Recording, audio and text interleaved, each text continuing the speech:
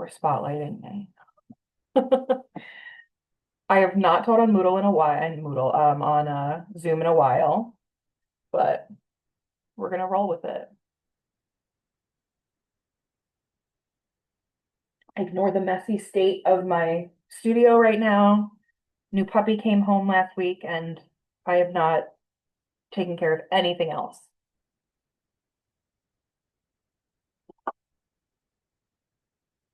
Also, if you hear any barking or anything, he's on my phone because I'm crazy and I have him on um, a Ring camera.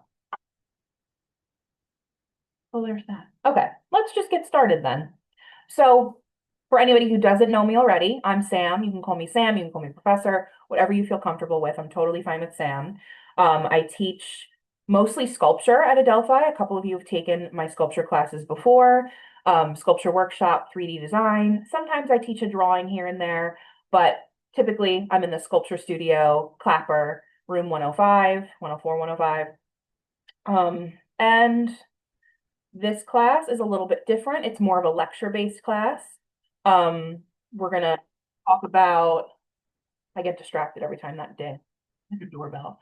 Um, we'll talk a little bit about art and the creative process, obviously, since that's what the title of the class is. We're gonna go through what is art, purposes and functions of art, some visual elements. We'll do like very slight art history. There's not a ton of work for the class. Again, I made it so that there are a couple different staggering times for the live classes, just so people have the opportunity to come. Don't feel like you always have to be here for the live classes, but if you want to be, I'm happy to have you because I don't like talking to myself, which is why I like having live classes. Um, what else? I guess we'll just get started. Anybody have questions yet? Feel free to put them in the chat if you don't feel like saying them out loud. But if you have questions as we go, please feel free to ask them. Okay, let me share my screen. Everybody can hear me okay? Cool. My microphone was not working, so I'm using the microphone that's in the webcam. So we'll just hope for the best. Okay, so I'm just going to open up the Moodle. So we have the whole description of the course, obviously, in the beginning. How art influences daily life, dive into the creative process behind it. You'll take on the role of critical viewer, how art shapes perception, identity, and society as a whole. We're basically going to look at what is art and how does it impact our everyday lives, whether we're artists or not. So a lot of you are not art majors, maybe not artists at all, which is totally fine, but we're going to talk about how art impacts you as well as a non-artist, or how it impacts you as an artist. There's not going to be a ton of work, so keep that in mind. There's going to be little responses, and they're going to be due at the end of the week. There's going to be one quiz, which is going to be completely open note, open everything, and one like 1 to 2 page, we'll call it a paper, but I don't even think I'll call it a paper because it's not really a paper. We'll get into it.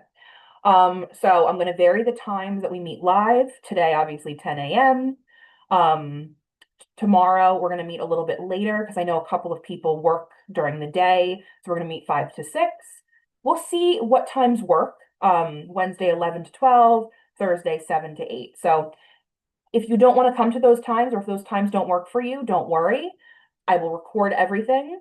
And next week, we'll decide what times worked best for everybody. If you have a specific time that works best for you, feel free to send it to me via email, and I'll try to get in there so you can be here if you want to be here.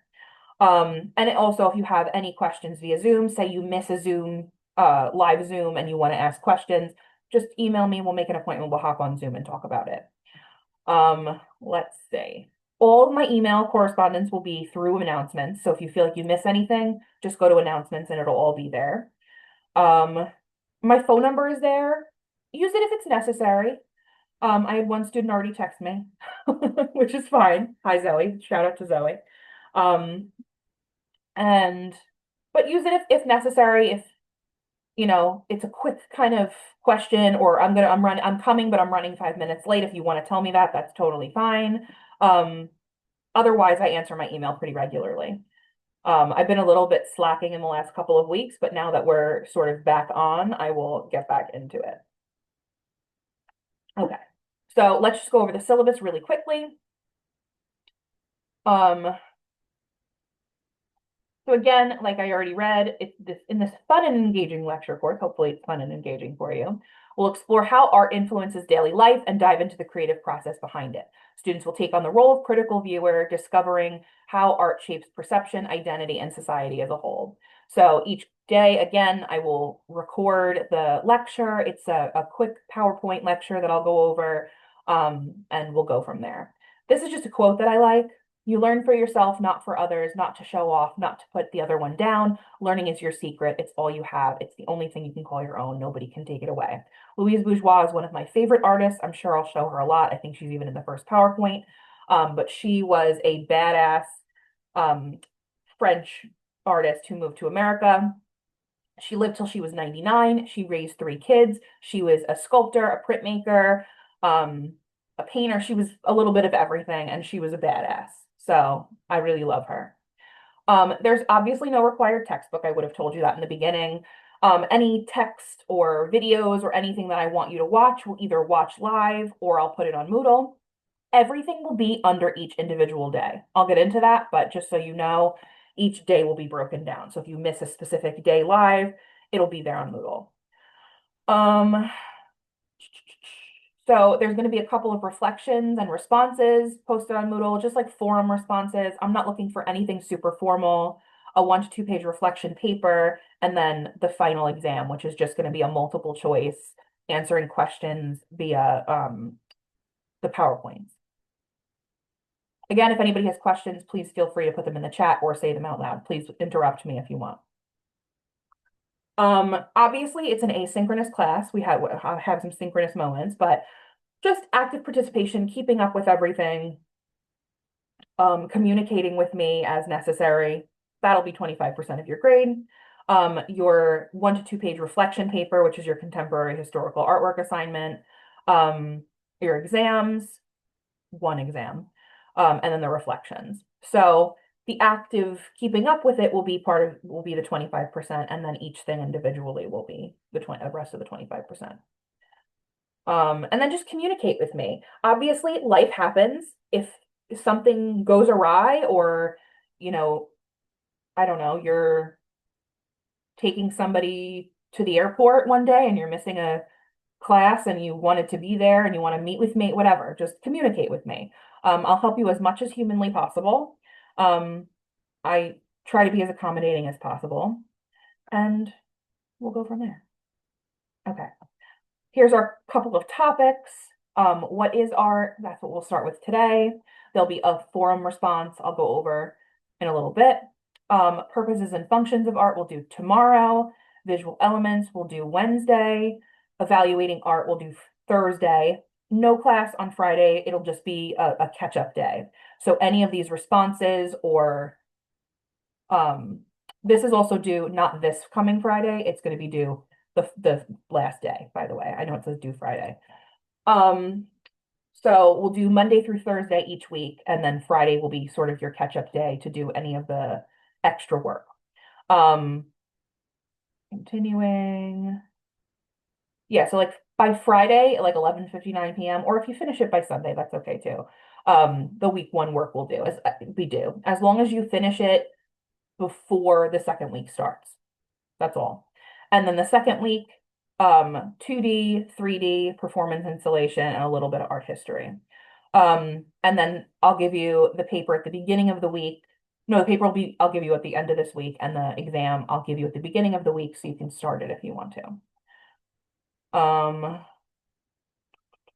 Obviously, this is on every syllabus. Honor code, academic honesty. The paper is not going to be a super formal paper. So all I want is your opinion. So hopefully you just give me your opinion. Don't use ChatGPT. Use it as a tool and not as a replacement for your work. I'm totally fine with it because I do think that it's a helpful tool, but it's a waste of both of our time if you just send me a ChatGPT paper, especially because there's not super a super lot amount of work. That was not real words, whatever. I haven't had coffee today. Um, there's not a lot of work in this class. So just give me your opinion. That's all I want. It can be the worst written paper ever. I won't judge you. I will just judge the opinion that you have, except again, I'm not really going to judge your opinion. I just want you to be thinking about things. That's going to be the goal of this class, is to be really thinking about how things influence our daily life, how they influence each other, how things have influenced other things from the very beginning of time. We're going to start all the way in the Paleolithic age and then work our way back when we get to art history. So I'm not going to use Turnitin or anything like that. I don't think that there's any religious holidays in the next couple of weeks, but if there are, it's an asynchronous class anyway. I will never be angry if you don't come to a live class. Um, and I don't expect you to necessarily participate unless you want to during a live class. Any questions about the syllabus? Put them in the chat if you'd like, or ask them out loud. Cool. Okay, back to Moodle. So again, 10 a.m. to 11 a.m. Tomorrow we'll do a little bit later. The next day we'll do a little earlier again, and then go from there. We'll figure out next week at the end of this week. Again, if there's any times that work best for you and you really want to be here live, just let me know. And I will really try to keep within those times. Okay. So each class is going to be broken down into a different section on Moodle. I think my edit mode is on. Let me turn that off so we can see. It didn't really do anything. So day one today, June 16th, what is art is what we're going to do. So Zoom 10 a.m., obviously we're here. Then there's going to be a love-hate assignment. So the forum response, that'll be due by Friday. Again, if you do it by Sunday, that's fine. I just want it done before the next week. And I don't want you to have to worry about it over the weekend. The PowerPoint that we're going to do is already uploaded there today. That's what we're going to go over today. And that'll be there for every day. I'm going to upload them as we go, but I might upload them a little bit quicker depending. But I like to have them with the live video recorded anyway. But anyway. So what is art we'll go over today. And then the homework that won't be due until Friday is going to be love-hate response. So you're going to look through this slideshow of images of artworks. They range from date, medium, context. So that's not super important right now. You're going to choose one that you love and one that you don't have to actually love it. And then one that you hate or don't like. Give me a brief explanation, like maybe you hate the color, maybe you hate the shape, maybe you hate the subject. It doesn't have to be anything specific, just whatever you think when you first look at this stuff. So example, Kara Walker's A Subtlety. I'll show you what that looks like later on. Because I love the form and the medium, which is sugar. And I like that it doesn't even have to be this deep. And then I hate Mauricio Catalan's America because it's a bit rude and obscene. Anyway, let's look at the love-hate PowerPoint real quick. If it opens, is it gonna open? Is it gonna open? Oh, it downloaded. I'll have to fix that because that's annoying if it downloads every time.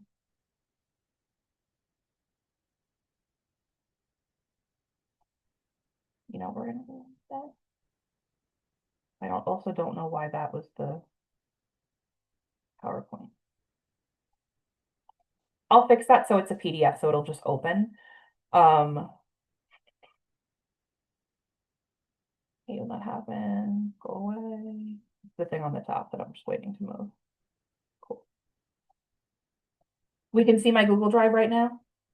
Okay, I just didn't know if I accidentally made it so we just were seeing one. So I'm just gonna open it on here so we can look at it.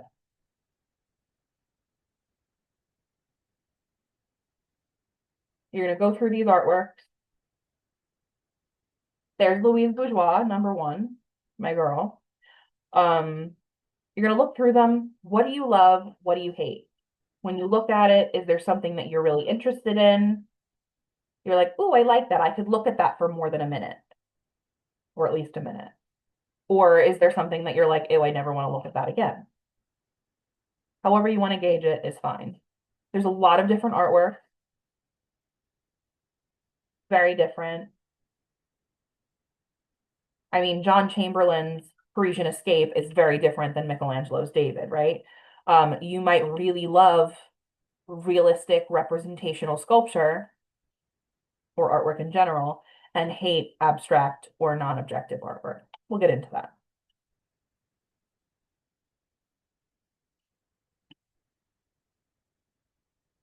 And then tomorrow we'll talk a little bit more about them. I think this one probably pisses people off the most. Breakfast in fur. Yeah, you'd be right. I'm mad looking at it. So that is the assignment for today. I was going to say this week, but I forget we're in like this supercharged couple weeks of classes. Um, okay, so if that makes sense, that's all you got to do. It probably will only take you 5 minutes. Um, but if you don't want to do it until this weekend or Friday, that's fine too. I'm not going to rush you on anything. So, day one, what is art? We're going to jump into if we feel good. We feel good. I'm getting nods. I'm getting thumbs up. Cool. Okay. So, what is art and the arts and the creative process? Our class. I've said this 16 times already, so I won't bore you with it again. I'm going to move my face out of the way. Um, so it's all about how art influences daily lives as artists and not artists. This is just again the description. But the most exciting part, I think, of this class is um, the creative process behind some of the most famous, most interesting, most disturbing, and controversial works of art. I love to dive into controversial works of art, so that's something that we're going to be doing. I probably won't show you the most disgusting things, but if you're really interested, I can guide you down that path. So, the nature of art and creativity. What is creativity? We hear the word creativity all the time. We know the idea of what being creative is, but being creative is usually associated with being an artist. But creativity is the ability to bring something forth that has value. Must have some relevance or unlock a new way of thinking. It's imagination or original ideas aiding in the creation of something. Usually, it's something is art, but it can also be everyday life, creative problem solving. So, associating the ability to make connections across seemingly unrelated fields. So, if you're an art major and you take a philosophy class and somehow that bleeds into your art practice, that would be a version of associating. And you don't have to be an art major, but questioning, persistently challenging the status quo, asking why things function as they do now, or how or why they might be changed. That might be something that you really want to do in, I don't know, I'm trying to think of different fields. In the medical field, you want to find new ways to do things. Observing, intently watching the world around without judgment in search of new insights or ways of operating. So just, watching the world around you, absorbing new things, networking, being willing to interact with others and learn from them, even if their views are radically different or their competencies seem unrelated. So that's even if you're a non-major taking this art class right now, that's a little bit of networking. There might be a new surprising way that art comes into your life, even if you're not an art major. And then experimenting, exploring new possibilities by trying them out, building models, and then taking them apart for further improvement. It might not seem like this might seem obvious, right? But there are lots of ways to be creative, not in just making art. So what is art? Again, another thing that might seem obvious. I think we're going to do a lot of that today. But I love this quote. Is it necessary for us to give visual form to things we feel, think, and imagine? Must we gesture, dance, draw, speak, sing, write, and build? To be fully human, it seems we must. In fact, the ability to create is one of the special characteristics of being human. The urge to make and enjoy what we call art has been a driving force throughout human history. Art is not something apart from us. It grows from common and uncommon human insights, feelings, and experiences. So it's very human to make art, look at art, feel something from art. You may feel like you're not a creative person, but you're finding different ways to be creative in whatever field you're working in. We all have to be creative. It's naturally human to be creative. But art in general, it's human to be an artist or to make art, look at art, etc. Art in general, music, dance, theater, literature, visual arts. What we're going to focus on, visual art, sculpture, painting, drawing, film, architecture, design, mixed media, installation, those are the things that we're going to focus on. But obviously, art is much broader than just the visual art. Art communicates meaning beyond verbal exchange. So looking at these two artworks, we're not looking at words, right? We're not reading something. We're looking at them in order to get their meaning. So we look at the one on the left, The Lamentation of Christ by Giotto, 1305, a very, very early Renaissance. Does anybody want to take a stab at what we're seeing? If not, it's okay.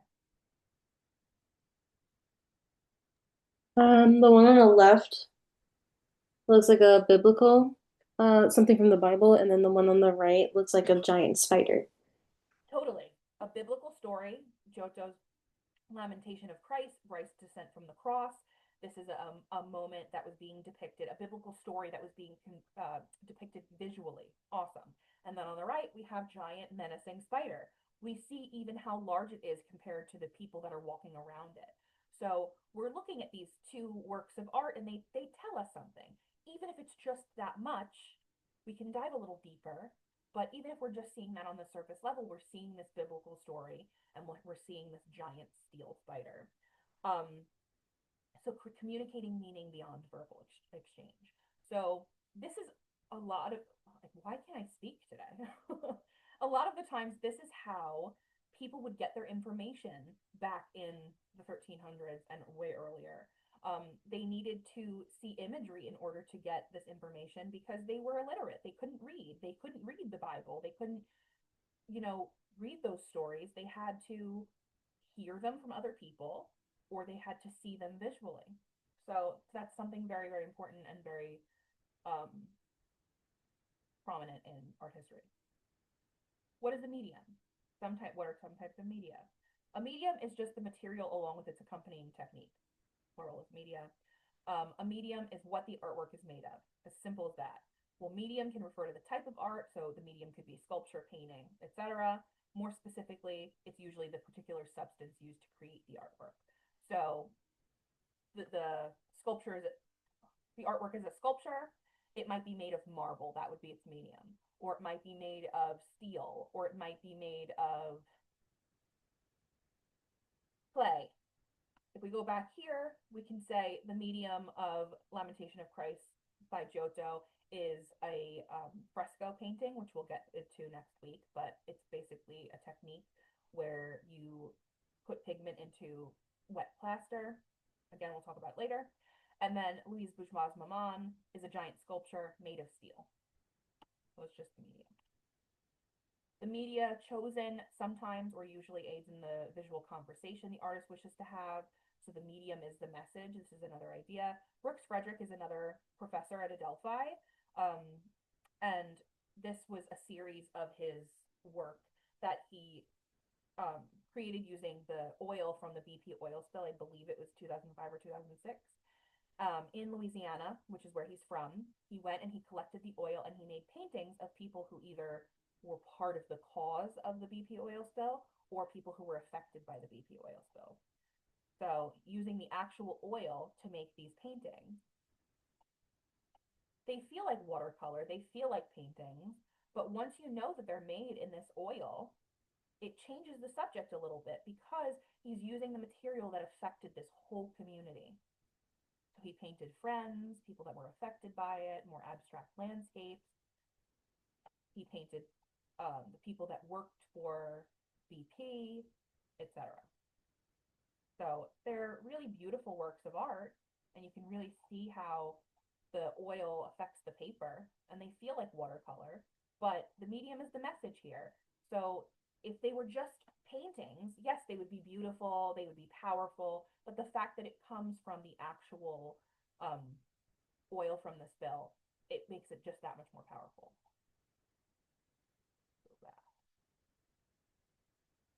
Trained versus untrained artists. So the urge to create is universal and has little to do with art training. Humans want to make art. So I'm sure when you were little, maybe you don't feel creative now or you don't feel like an artist now, but when you were little, you made drawings, right? A child is an untrained artist, but usually have a natural need to create. These are two drawings made by my nieces who were like 3 at the time. They just turned 9. But this is just how they depicted humans. We all depicted people in a different and unusual way, right? It's a little bit similar, but it's interesting to see how children sort of see the world and are able to put it on the paper. So this one is a portrait of me, looks just like me, and this one is Princess Tiana. So we're untrained artists. Um, all children are untrained artists unless they go to art classes, right? We just have this natural need to draw and create when we're little. A trained artist is someone like Michelangelo who would have studied under a master as an apprentice. We have another PowerPoint. I meant slide. So somebody who would have studied, anyone who studies is a trained artist. Somebody who studies in school is a trained artist. If you've taken an art class before, you're a trained artist. So anyone who has studied art is trained. Anyone who has never studied art, never studied under a master, never taken a class is not a trained artist. They would be an untrained artist. Most of you probably took art classes, if not in college, in high school or elementary school, have taken them before. So you are a trained artist. You have some training. This is a Janet Echelman. Her secret is patience. Fiber Steel Lighting in Phoenix, Arizona. She is a trained artist. I believe she went to, I had it written down, but I don't have it written down right now. She went to graduate school. She got her master's degree in art, her MFA, and she's a trained artist. So her artwork is made by a trained artist. Oh, earned her master's degree at Bard. That wasn't going to be my guess. So she makes these giant um, lit up sculptures. Folk artists are also known as untrained artists. They have little art training, but still show devotion to tradition. So craft, we'll get there in a little bit. Folk art usually has a function beyond aesthetics and reflects the cultural life of a community. So something like Mary Wallace's peony quilt, a quilt is something that's functional. It's something that you would use, but it's usually made in a way that's also beautiful and aesthetically pleasing. So it is art, but it's typically made or usually made. Mary Wallace happens to be a professional artist, but it's usually made by someone's grandmother for, their living room, or maybe you've made a quilt before. Um, it's usually not made with the purpose of being artwork that's hung on a wall, like this peony quilt by Mary Wallace. It's usually made just to be a beautiful object in your house that's also functional. We also have retablos, devotional paintings, usually placed at an altar. A lot of cultures create these paintings, especially religious devotional paintings. And they're untrained, but they're making them because of their devotion to their religion. Outsider art is self-taught or naive art makers, um, little or no contact with the mainstream art world. So Henry Darger, I'll just read this little description. A hospital custodian who secretly created hundreds of drawings and watercolor paintings, mixing Edwardian settings of young girls and mythical creatures with scenes of carnage and war. His paintings are both beautiful and horrific. They were made to accompany a still unpublished novel. But this was a man who was not an artist, but a hospital custodian who just had this need to make art. He was an outsider artist. He wasn't part of the mainstream art world. Spatiano Rhodia, Simon Rhodia. This is, if you've ever been to LA, I think it's still up right now, but it was a huge um, installation of sorts that was created by Simon Rhodia and other, um, it was mostly children, which sounds a little creepy now. In the 20s and 30s, it wasn't as creepy, but who collected all these objects and sort of put together this crazy installation. We're going to watch a quick video about it. Or of it. But like beacons amidst the city, the Watts Towers, which is what it's called, are a point of pride to many Watts residents. Simon Rhodia, an Italian immigrant and laborer, transformed trash into treasure and mortar into monuments starting in 1921 in his very own backyard.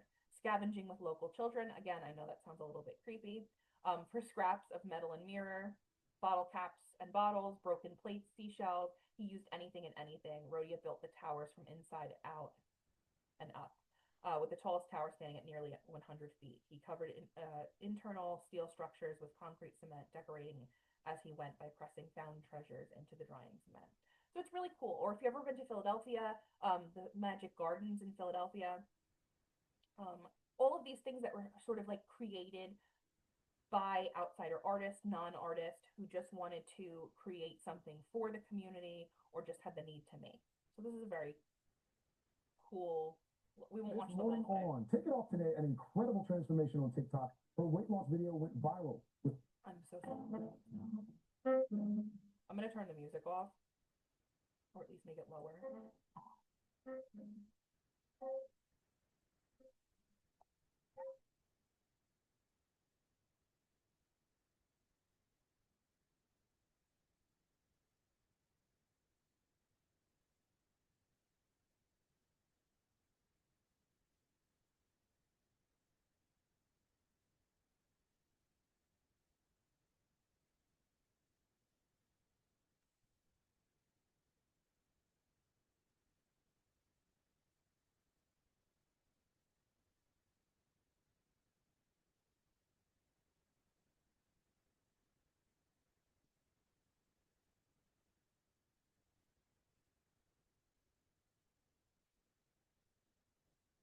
Skip ahead a little.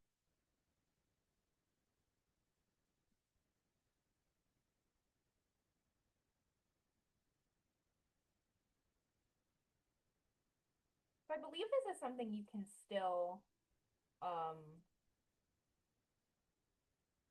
go see in LA if it's still there. A few years ago, you were still able to see it, but with all of the LA fires and COVID and everything, I'm not 100% sure. But it's just a really interesting sort of outsider art work of art that was created not to be this like lavish artwork, but became sort of a staple for this community. Continuing on. This is probably the last-ish thing we'll do for today. Representational art, abstract art, and non-objective art. For our purposes, this is what we will um, categorize art as. Oh my goodness, my brain is like fried today. Day one of teaching. It'll get better. Although this happens a lot. Some of you know that already. Three types of art. So this is how we categorize our artwork. Um, there might be things that kind of fall into more than one category, like realistically, but for our purposes, this is how we're going to categorize them. I'll get into what that means. But representational art depicts the appearance of things as they are. So representational, think of artworks that um, depict something exactly as it's supposed to look. Maybe it doesn't look exactly how it's supposed to look, but you're not changing the artwork. If I were to paint this cup that's in my hand, I would do my best to capture the entire cup as it is or as I see it. So that's representational art. Abstract art depicts recognizable objects in a simplified, exaggerated, or distorted way. So we might take this cup and I might extend it, lengthen it, um, I don't know, make it wider, etc. I'm exaggerating it, I'm distorting it in some way. And then non-objective or non-representational art has no visual forms with no specific references. So I'll show you examples of all three of those. Representational art, Cezanne's basket of apples. It's depicting a basket of apples on a table, um, pastries in the back, the wine bottle, etc. We're looking at it as Cezanne saw it, as he was able to depict it. It's representational. Abstract, Dali's The Persistence of Memory, we've seen probably before. This is a terrible image, apparently. Very blurry. But anyway, persistence of memory, we're seeing distorted, shifted, we're seeing recognizable things, but things are just off, right? We have the clocks that are melting on the compass, the weird face with the nose and the tongue and the eyelashes, etc. The mountain in the background. Like things are representational to an extent, and then they're distorted. They change in some way. Non-objective, Carmen Herrera's Yellow and Black. It's not meant to be anything. You might say, oh, it looks like a lightning bolt. It looks like a chair, right? You could say it looks like a million things. The same way we can look into the sky and say a cloud looks like an elephant, right? But it's not actually meant to depict anything. It's just shape, color, line, etc. Hold on, I'm seeing some stuff in the chat. Oh, I think Will might have left already. So I'm sorry if you left already. I will send my email out to everyone. Um, So representational versus abstract, I think this is a really good example. These two artworks are also both part of the love-hate um, assignment if they're within that PowerPoint. Rodin's The Kiss, representational, right? We're seeing two bodies depicted in a pretty naturalistic way. They have all of their body parts, they are pretty proportional, and they're in an embrace, right? It's very obvious what's happening here. Then Constantine Brancusi's The Kiss is a little more abstract. We're seeing almost like a cube shape, and then we're seeing maybe the arms that are sort of wrapping around each other, the where the figures sort of separate.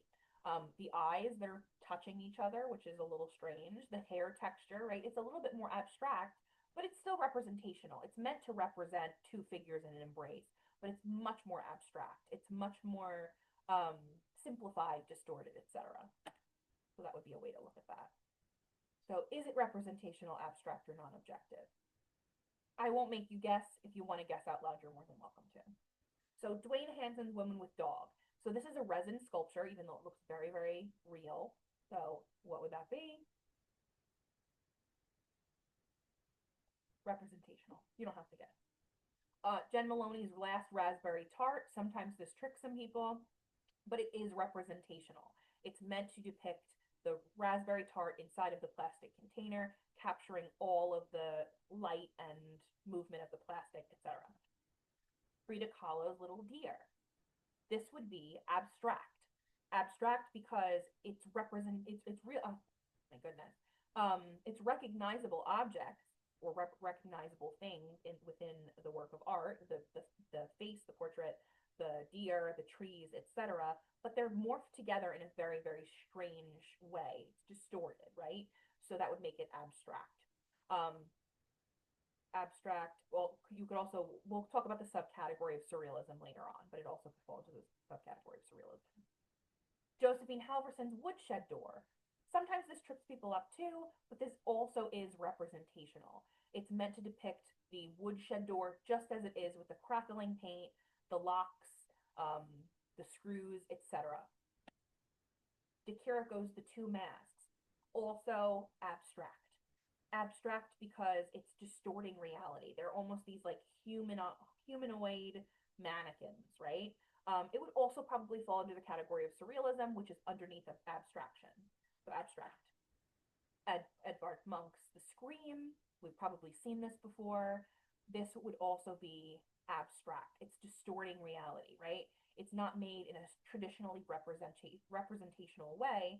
We're looking at a distorted form, a very simplified, exaggerated face. These figures in the back are also simplified and distorted.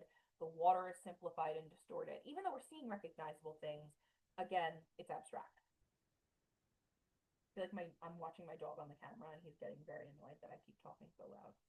Um, Kandinsky's Composition 8. This is actually non-objective. It's non-objective because it is only shape, line, and color that we're seeing. We're not seeing any traditionally representational objects or recognizable objects. In reality, people might call this abstract art. It is abstract in a way, but for our purposes, we're going to call it non-objective because it does not have any references to actual objects. Robin Cooper's Crammed. This sometimes trips people up too, but it actually is representational because it is just blocks stacked together and then represented as they appear. Malevich, Black Square. The crackles we're going to ignore. It's just a very, very old painting, but it's actually just a simple black square. It is non-objective because it has no references. It is just shape and color. That's what it would have looked like in the room of his artwork in the corner. It also pissed a lot of people off. We might get into this later on when we talk about controversial art, but because it was placed in a corner where a crucifix would usually be placed, people were very, very angry that it was placed this way because it was void of anything. So it took up the space of something that was very, very important to people, but it was nothing. Ron Weck's In Bed. That's how large it actually is. Ron Weck makes very hyper-real sculptures that vary in size. Some are very, very small. Some are very, very large. This is representational. So even though it's distorted in scale, it's not distorted in terms of the form. And then we'll talk our controversial artwork of the day. We'll talk Marcel Duchamp's Fountain, 1917. Anybody have thoughts about it? If not, it's okay. I'll talk about why it's controversial.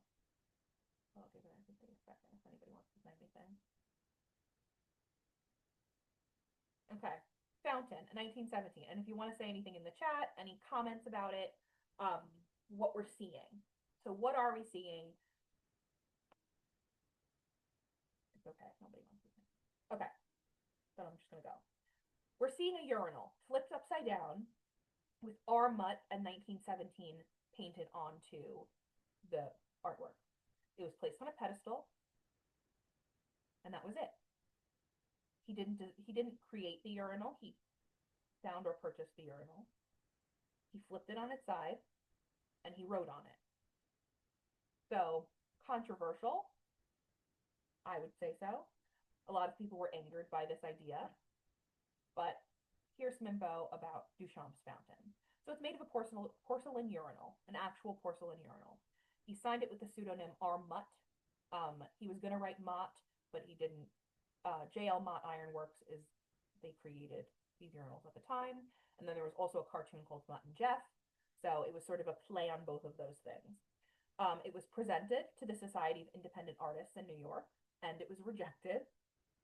Surprise, surprise. We'll talk more about the Dada movement, but it was associated with the Dada movement, which is almost anti-art. So in not creating something, it was sort of how far can we push art to be art still? What is art, and can art be art because I say so as the artist?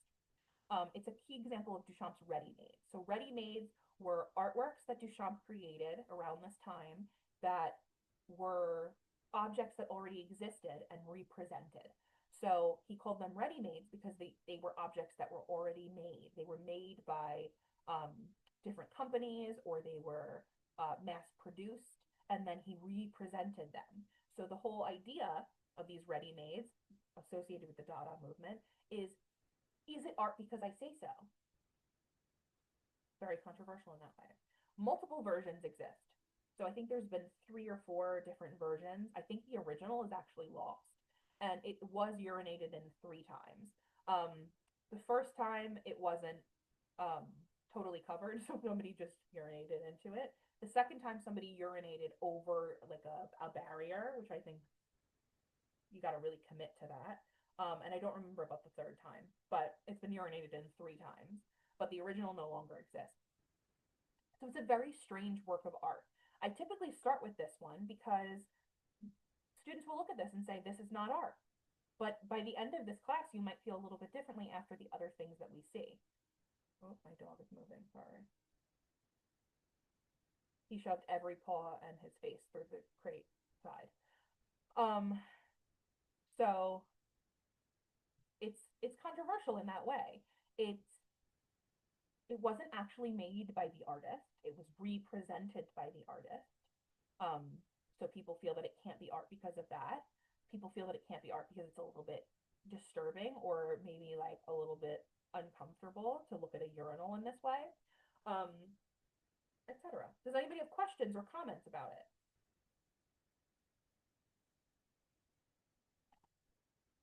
Okay. So that's our first controversial work of the day. I'm interested to see if you dislike it now, if by the end of the semester, which I know is next week, if you feel differently about it after we talk about other things, or we talk about the purposes and functions of art, etc. If you feel like it did its job. So that is today's, oh, I'm like, where, stop share. That is today's info. So that's PowerPoint number 1. What is art? I hope you understand a little bit more about what art is. Tomorrow we'll go into the purposes and functions of art. And your homework, I'm going to share my screen again because, what? Again, your homework, not due till this weekend, is to look through those images and choose one that you like and one that you don't like. Again, you don't have to commit that hard. Oh, some of you already did. Awesome. But I meant to click the PowerPoint. Oh, I did it again. Fine. Fine. There we go. There's a lot of different artworks. Some of them we already looked at today. I'm just gonna go quickly through it. This one pisses a lot of people off too. I do not like Cyclone Blake, but that's its own thing. But they're all from different time periods too. 1999, 2008, 1907, 2017, 2023, 1970, 35,000 BC. That was a huge jump. 2020, 2017, 1908, 1882, 1916, 1501. I feel like I have to do all of them now. 1535, 1999, 1911, 1915, 1305, 2021, 1503, 1994, 1954, blah, blah, blah, whatever. I decided not to do all of them. But they're all different time periods, a lot of them being the early 1900s or the last 10 or so years. But they're all very different. And we're going to talk about how they fit into the world today, how they fit into the world when they were created, if they stirred up controversy. Maybe you don't feel like Duchamp's fountain is very, wild and crazy. But during this time period, to present a urinal as artwork, people were shocked and appalled. So we're going to talk about all of those things in this class. I'm excited to have you all. I'm going to end the share again, if it works. Hello. There we go.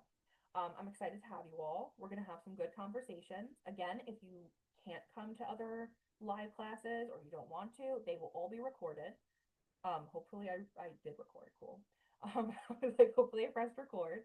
And everything will be uploaded and you'll be able to just do the assignments as we go. Nothing is going to be much crazier in terms of the daily things than the forum that I put up for today. And then on Thursday I will give you the paper information. Maybe I'll give it to you a little bit earlier, but I'll give you the paper information so you can work on that. What else? I feel like that's mostly it. And then the quiz that I'll put up at the beginning of next week, you'll be able to start. It's going to be, I think it's 35 questions, but it's all like, what is representational art? And it's multiple choice. So we went over that today. You'll be able to go back to my PowerPoint and, look it up, etc. Sound good? Thank you. Thank you. Thanks for being here. Hopefully you get to enjoy the summer. I know it's not great weather today, but enjoy yourselves. I don't want you to be overly stressed out with these classes going on the next couple weeks. You may be taking more than one class, but hopefully mine does not stress you out. Hopefully it's just a little bit of weird information, like to add to your life. Okay. So if anybody has questions, feel free to stick around and ask. If not, have a wonderful day and maybe I'll see you tomorrow. See you tomorrow. Bye. Thank you. Thank you. Thank you. Thank you.